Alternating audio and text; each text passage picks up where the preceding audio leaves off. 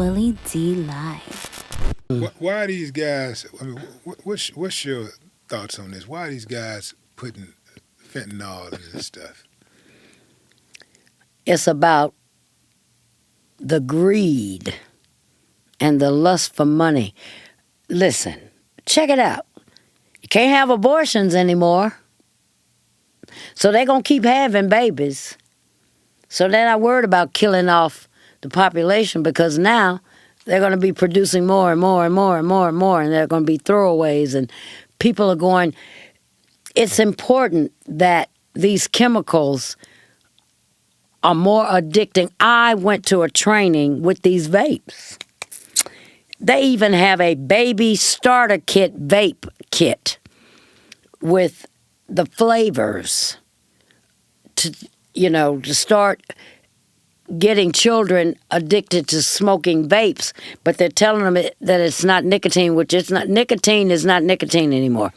Go back in the day when the menthol cigarettes in the 50s and 60s were created for the black community, whereas Camel, Marlboro, they had the cowboy. He even died of lung cancer. Everything was targeted to a specific group back then.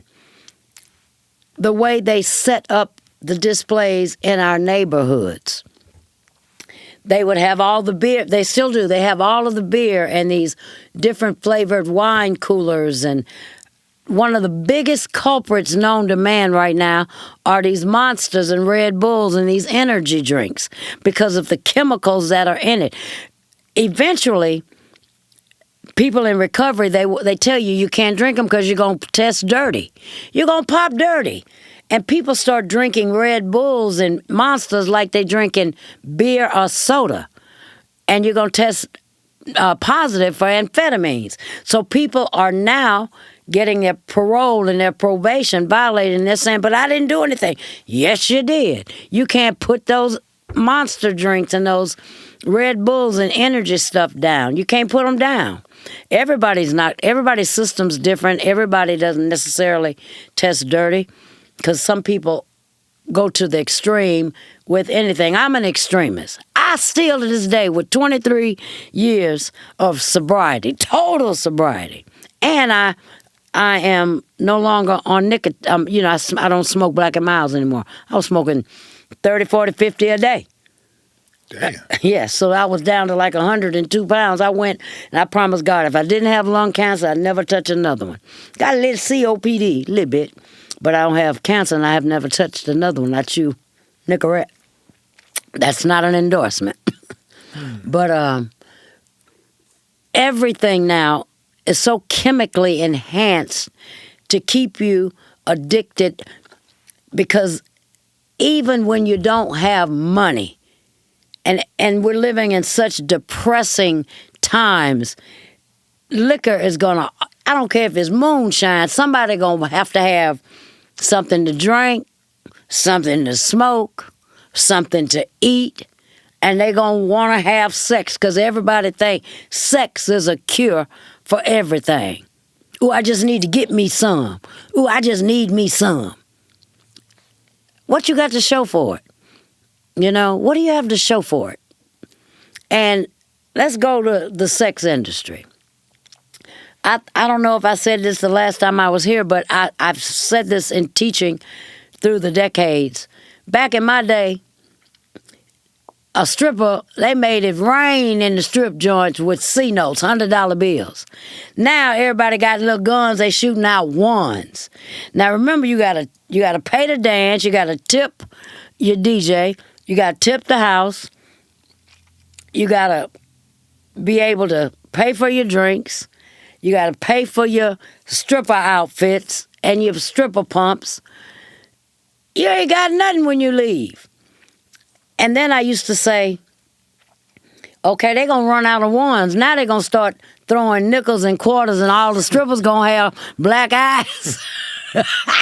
You know what's crazy about that is that I know this girl who was like, I think she took off like about a week or something and she couldn't pay her bills.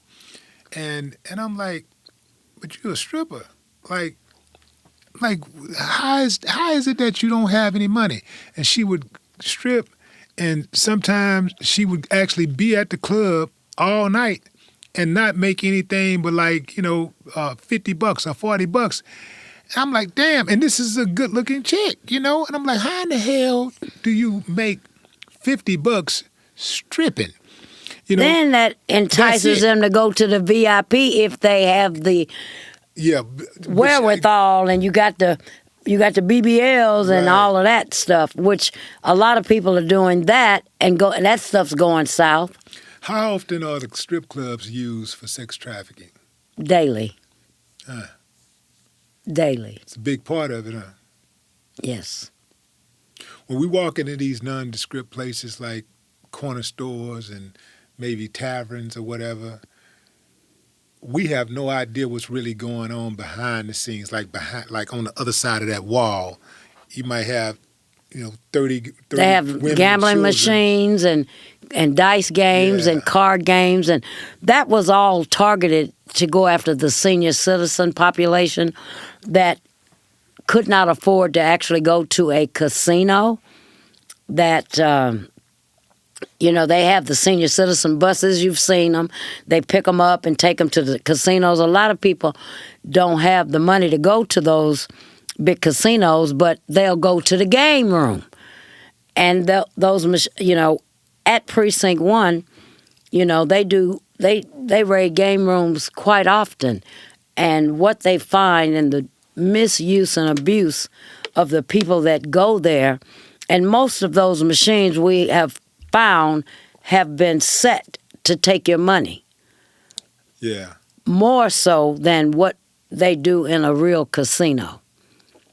And so prostitution now has really changed.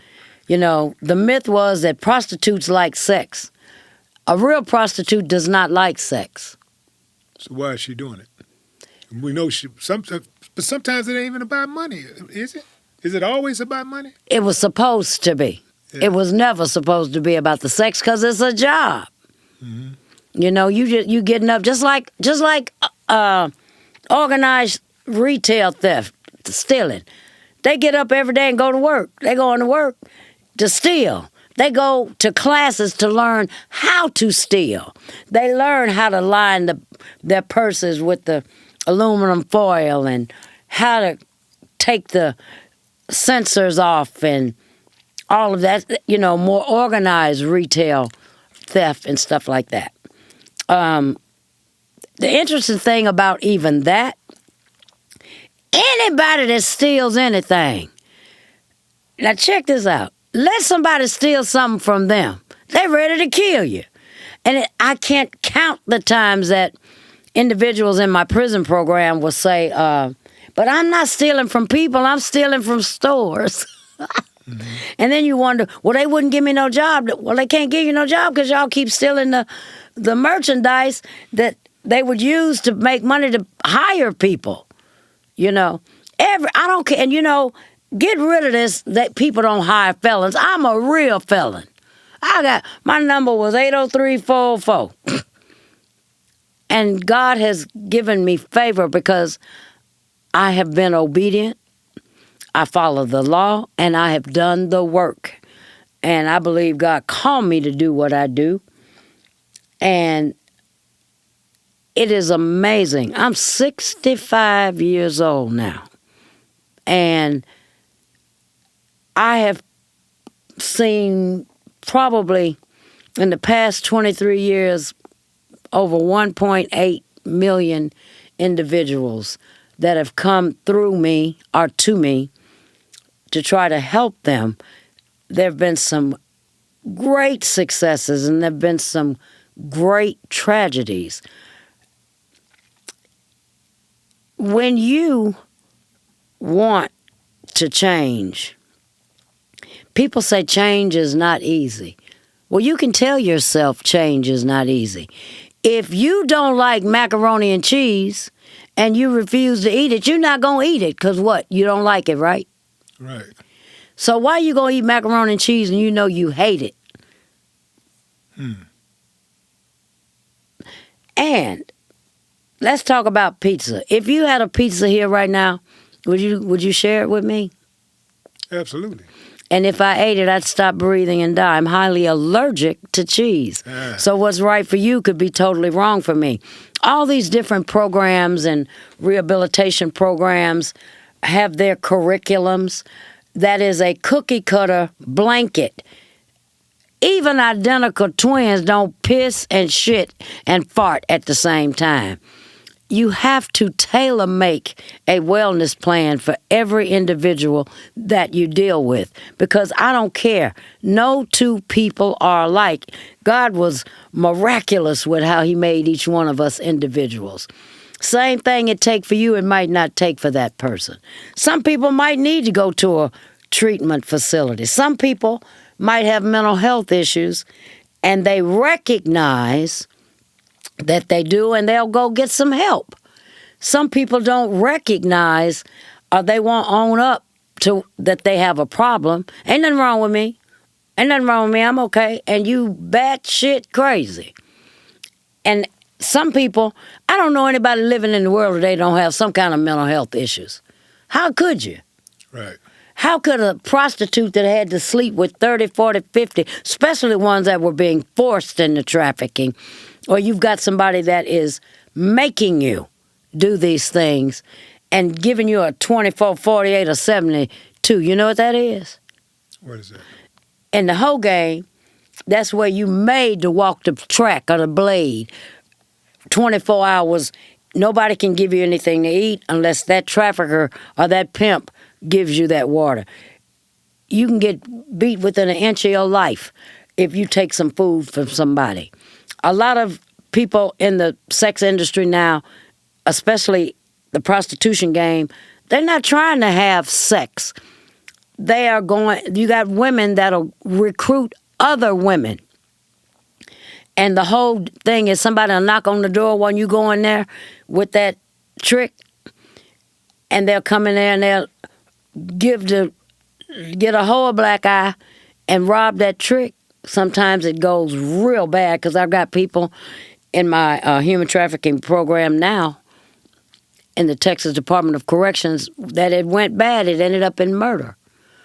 Or they put something in the trick's drink and they didn't wake up. They OD'd. So fast money. Everybody's trying to get it and come back with it. Well, what the hell did you get and what did you come back with? You sitting in my prison right now. You ain't got shit. You ain't even got a bank account.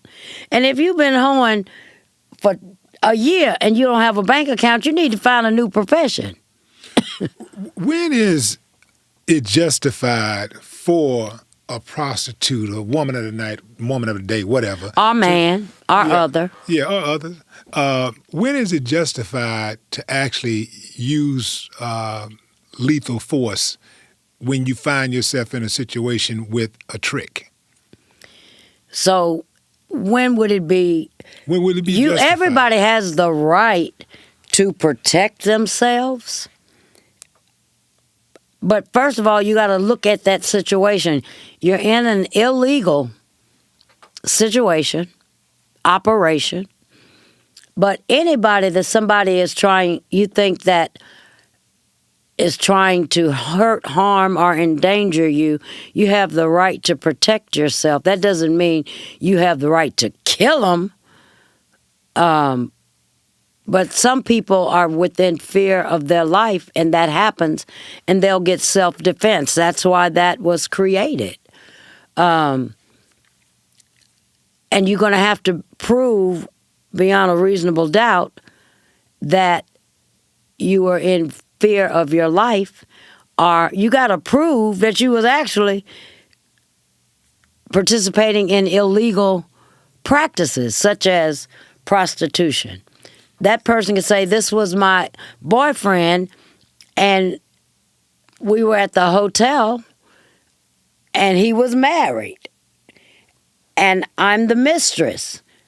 You know what I'm saying? And he started abusing me, or she started abusing me, or she tried to rob me, or there's so many different scenarios. Each one of them has an individual footprint to that. So that goes with anything in life. But what I don't get is fast money tells you as fast as you get it, it's going to leave you faster. And it's absolutely nothing wrong with earning your keep by the sweat of your damn brow. But do it legally so then them people won't have to fuck with you.